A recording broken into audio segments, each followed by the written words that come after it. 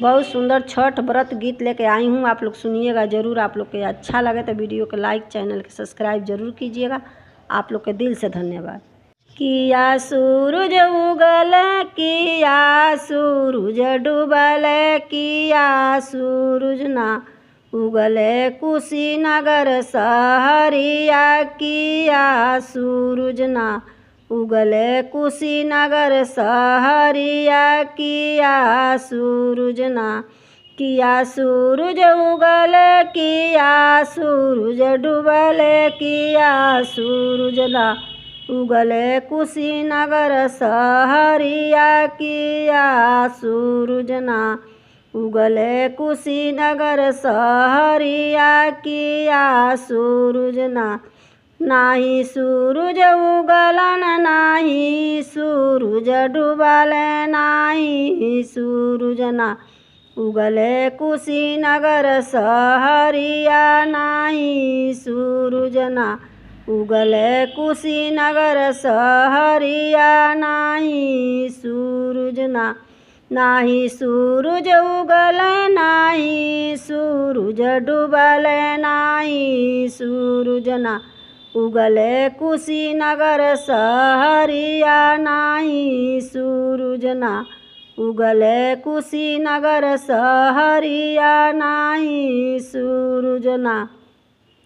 उगल त उगल विशाल बाबू के अगना, की उनकर मम्मी ना करे छठ के बरतिया, की उनकर मम्मी ना करे छठ के बरतिया, की उनकर मम्मी ना।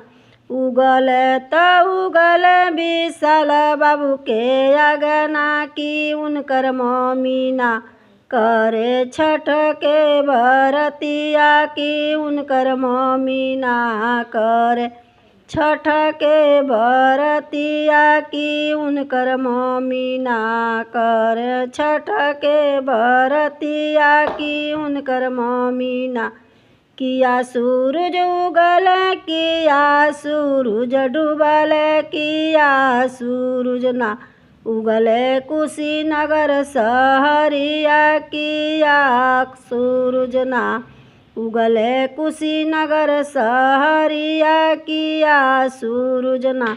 किया सूरज उगल, किया सूरज डूबल, किया सूरज ना उगले कुशीनगर सहरिया, किया सूरज ना उगले कुशीनगर सहरिया, किया सूरज ना उगले कुशीनगर सहरिया, किया सूरज ना।